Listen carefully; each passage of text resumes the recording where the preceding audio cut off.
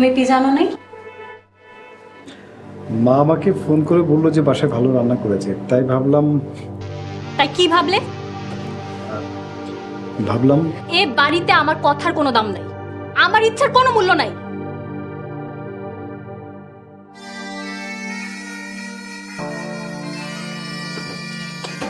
তুমি এইভাবে বলতেছো কেন? মা আমাকে ফোন করে বলছে যে বাসায় খুব মজা রান্না হয়েছে, তাই আমি আজকে পিজা আনি। পিজা তুমি কালকে খাবা, আজকে চলো মায়ের রান্নাটা আমরা খুব মজা করে খাই। তোর মায়ের কপালে ঝাড়ু, আমি পিজ্জা খাইতে চাইছি, আমি তোর মায়ের রান্না খাইতে চাই নাই। কি বলছো তুমি?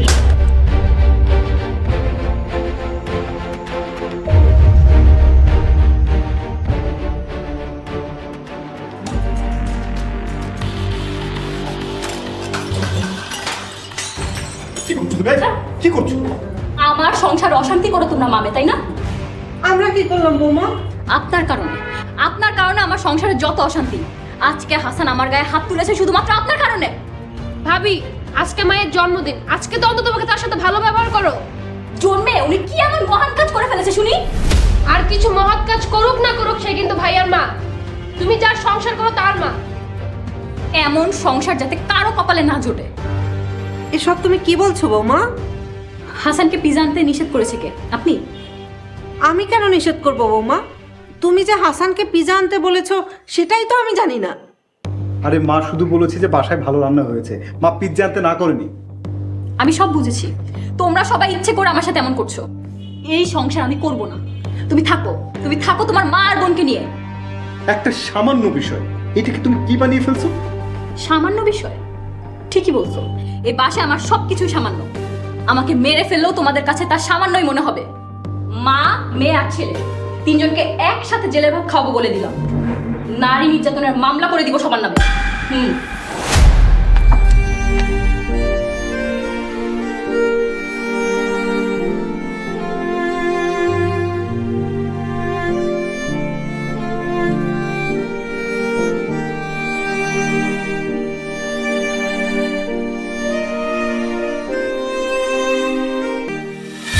আমি তোমার হাজবেন্ড, আমি তোমাকে একটা থাপ্পড় দিছি, তুমি আমাকে 10টা থাপ্পড় দিতা।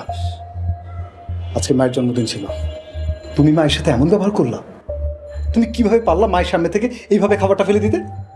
খুশি থাকো যে তোমার মাকে বাসা থেকে ফেলে দেই নাই।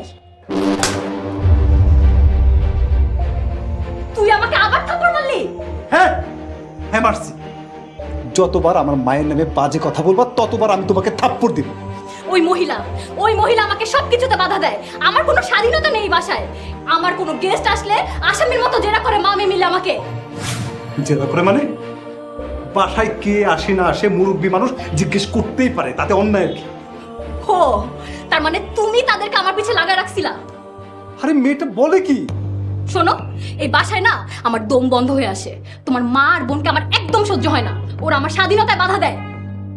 তাহলে কি আমার মা বোনকে আমি ফেলে দিব? Don't touch me. ডিসিশন তোমার। তাদেরকে রাখবা নাকি আমাকে? সিদ্ধান্ত আমার না, এই বাড়িতে আমার মা বোনই থাকবে। ওকে, তাহলে আমি চলে যাব।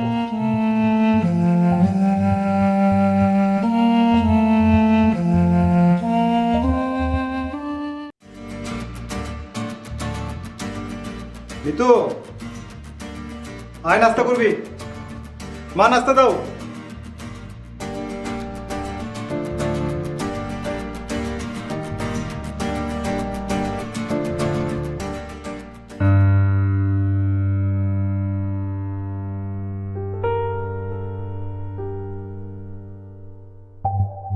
বাবা, কোনো মাই সন্তানের অশান্তি চায় না। আমাকে তুই ক্ষমা করে দিস বাবা। আমি আর তোর ছোট বোন মিতু এ বাসা ছেড়ে চলে যাচ্ছি। আমাদের খোঁজার চেষ্টা করিস না বাবা। আমরা তোর সংসারের সুখ চাই, তাই চলে যাচ্ছি।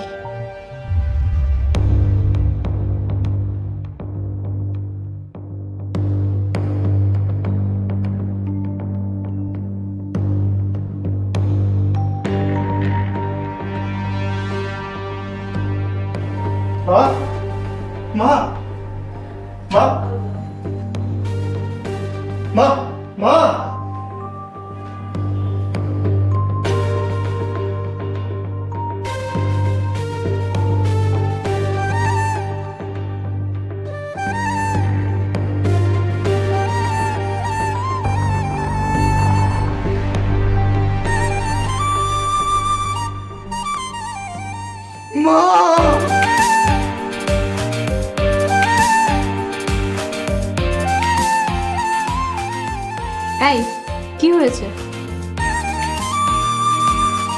কি হয়েছিল?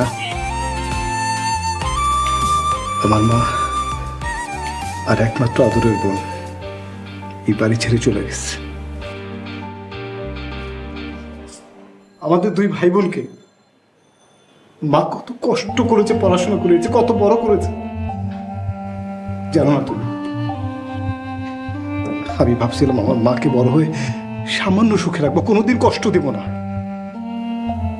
সুখ তো দূরের কথা, মাকে সামান্য সম্মানটুকু দিতে পারিনি, শুধুমাত্র তোমার জন্য। আমি ব্যর্থ জান্নাত, তোমার জন্য আমি ব্যর্থ। আর এত ইমোশনাল হওয়ার কি আছে? ইমোশনাল হওয়ার কিছু নেই আমার। আমার মা বোন আমাকে ছেড়ে চলে গেছে, আমি ইমোশনাল হব না? বাসা ছেড়ে গেছে, দুনিয়া ছেড়ে তো যায়নি যে আর ফিরে আসবে না। তুই একটা অমানুষ, তুই আমার জীবনের অভিশাপ।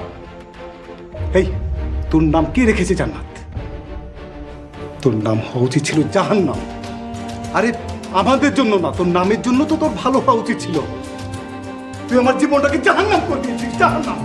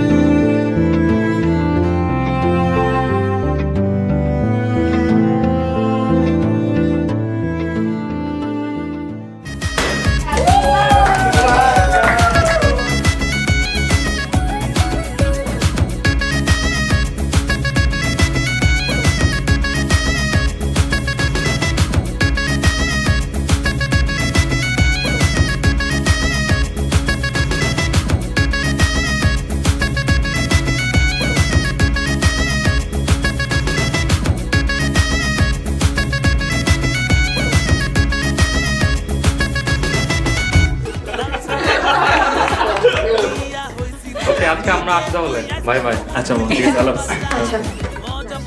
থ্যাঙ্কস। ঠিক আছে, আল্লাহ হাফেজ। আপু আপু, আল্লাহ হাফেজ। নেক্সট তোর বার্থডে। কাশিতে হবে।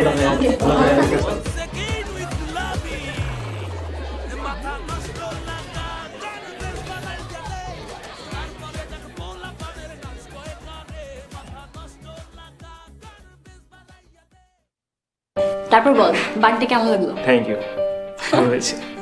আচ্ছা দেখি তো তোর মুখটা পরিষ্কার করে দিয়ে।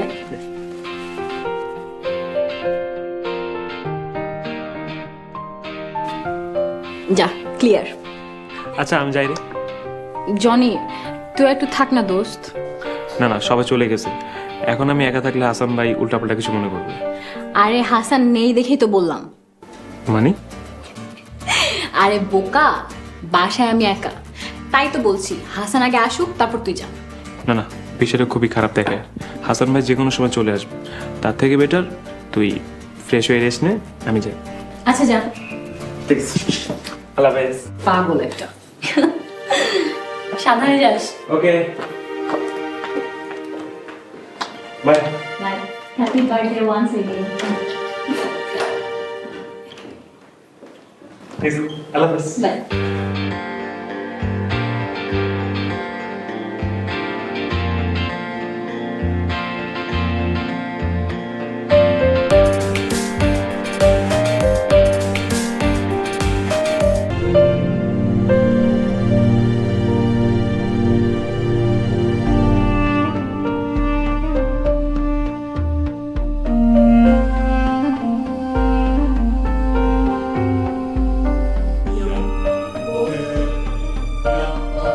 হাসান, হাসান।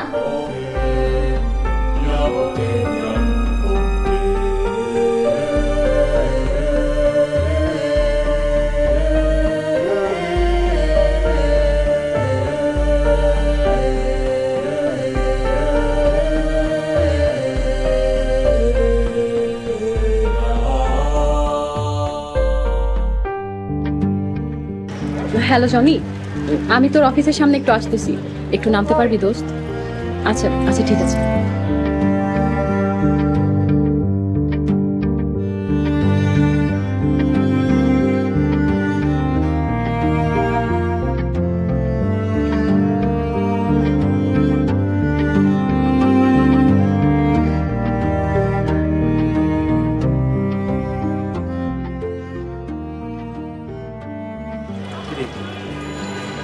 কর জনি, আমি সেই কখন থেকে এখানে অপেক্ষা করছি। আচ্ছা কি বলবি বল। জনি, হাসান কাল রাতে বাসায় আসেনি। আসেনি চলে আসবে, এত অস্থির হচ্ছিস কেন?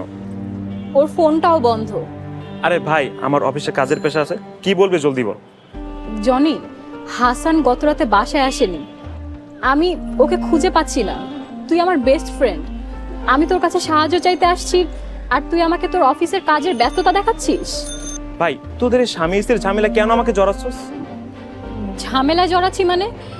জনি, হাসানকে আমি কোথাও খুঁজে পাচ্ছি না। আমাদের বন্ধু বান্ধব, হাসানের আত্মীয় স্বজন কেউ জানে না হাসান কোথায় আছে। তুই আমার বেস্ট ফ্রেন্ড, আমি তোর কাছে আসছি সাহায্যের জন্য, আর তুই আমাকে এভাবে বললে আমি কার কাছে যাব? তার মানে আমি আমার কাজ বাদ দিয়ে তোর হাজবেন্ডকে খুঁজবো? আমি আমার স্বামী সংসার বাদ দিয়ে তোদের বিপদে অনেকবার ছুটে গিয়েছি জনি। তুই আমাকে খোটা দিতেছিস? খোটা না জনি, আজকে আমার বিপদে তুই বলছিস কাজ বাদ দিয়ে। তোর ভুলের কারণে হচ্ছে। আমার ভুলে মানে? হ্যাঁ, কারণ তুই একটা অসংসারী মেয়ে। হাসানের মতো একটা ভালো ছেলে তোর বিয়ে করা উচিত হয়। তুই আমাকে অসংসারী বলতে পারলি জনি? হ্যাঁ, সবারই একটা আলাদা লাইফ আছে, কিন্তু তোকে তো আমি অনেক বুঝিয়েছি, কারণ তুই তো বোঝার মতো মেয়ে না। ঠিকই বলেছিস জনি, শুধু আমিই বুঝিনি যে সবার একটা আলাদা লাইফ থাকা দরকার। আমি বন্ধু বান্ধবকেই লাইফ মনে করতাম। শোন, বন্ধু বান্ধব হচ্ছে ছোট একটা অংশ লাইফে, সম্পূর্ণ লাইফ না। তাহলে সম্পূর্ণ লাইফটা কি? শোন, মা বাবা, স্বামীর সংসার, শ্বশুর শাশুড়ি, নিজের কাজই হলো সম্পূর্ণ লাইফ। আজ আমি এই বিপদে না পড়লে বুঝতেই পারতাম না আমি সারা জীবন কত বড় ভুল করেছি। আমি কখনো আমার স্বামী সংসারকে গুরুত্ব দেইনি যতটা গুরুত্ব আমি আমার বন্ধুদেরকে দিয়েছি। আমি সত্যিই ভুল করেছি জনি। ওকে, ফাইনালি তুই তোর ভুলটা বুঝতে পেরেছিস। যাই হোক, আমি যাই, আমার কাজ আছে।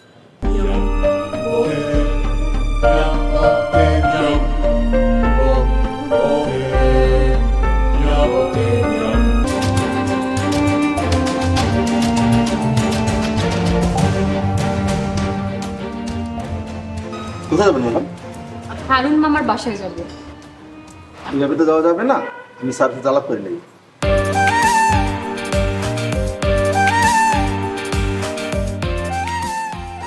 স্যার আসসালামু আলাইকুম। স্যার আপনার কাছে একজন ভদ্র মহিলা আসছেন। জি স্যার, আপনাকে ডাক্তার বলছেন? স্যার আসতেছে।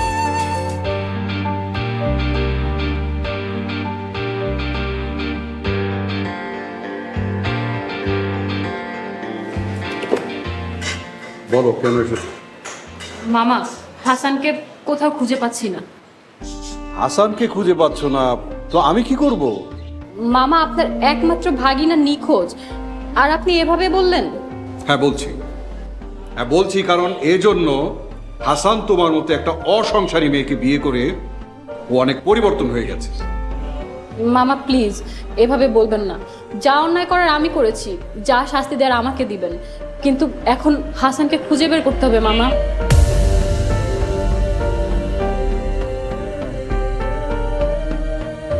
আপা, মা, মা আমার সর্বনাশ হয়ে গেছে মা। হাসানকে কোথাও খুঁজে পাচ্ছি না। হাসানকে খুঁজে দেন মা, আমাকে ক্ষমা করে দেন মা, আমি অনেক বড় অন্যায় করে ফেলেছি। মিতু, তুমি আমাকে ক্ষমা করে দাও বোন, আমি তোমার সাথে অনেক বড় অন্যায় করে ফেলেছি। ভাবি তুমি টেনশন করো না, সব কিছু ঠিক হয়ে যাবে। আপা, হাসানকে তো কোথাও খুঁজে পেলাম না। ও আল্লাহ, আমার বুকের ধন কই গেল রে? মিতু, তোর ভাইয়া কোথায় গেল রে মা? মা তুমি কোনো টেনশন করো না, ঠিক ভাইকে খুঁজে বের করবো আমরা। মামা চলো আমরা ভাইকে খুঁজতে যাই। হ্যাঁ মামা প্লিজ চলেন, আমরা এভাবে বসে থাকলে হবে না। আপা তুমি একটু শান্ত হও, তুমি বাসায় থাকো, আমরা খুঁজতে বেরোচ্ছি। আর শোনো, আমাদের আত্মীয় স্বজন যার যার কথা মনে পড়ে তোমার সবাইকে ফোন দিবে। যদি ওকে খুঁজে পাও আমাকে সাথে সাথে জানাবে। চলো। মা দোয়া করবেন না।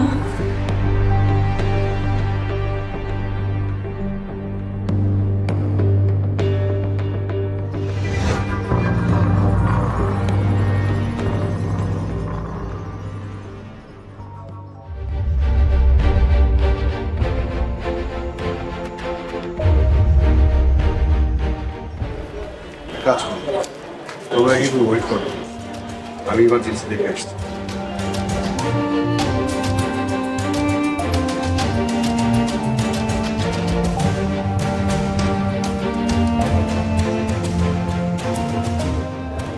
মামা আসতেছে না কেন? তুই চলে আসবো, তুমি একটু ধৈর্য ধরো।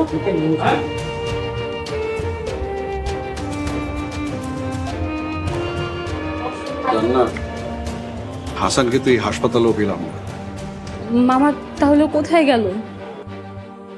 এই যে আপনারা যাকে খুঁজতেছেন, সে কি দেখতে সুন্দর, একটু মোটা, নীল শার্ট কালো প্যান্ট পরা? হ্যাঁ হ্যাঁ, এরকমই কাপড় পরেছিল।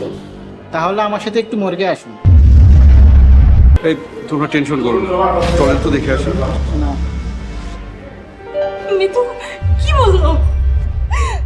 আল্লাহ, আমার পাপের শাস্তি তুমি একটা নিরপরাধ মানুষকে কেন দিলে? মিতু, তোমার ভাই আর কি হয়েছে? মিতু,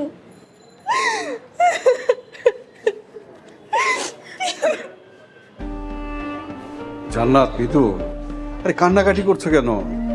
আমাদের হাসানের কিছু হয়নি। মর্গে যাকে দেখে আসলাম সে আমাদের হাসান নয়, অন্য কেউ। মামা সত্যি?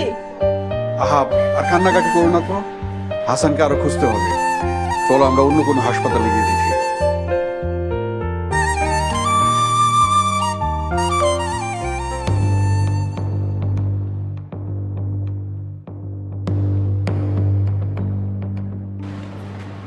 জান্নাত এখানে নাই, আমরা এক কাজ করি, আশেপাশের হসপিটালগুলোতে একটু খুঁজে দেখি। চলো।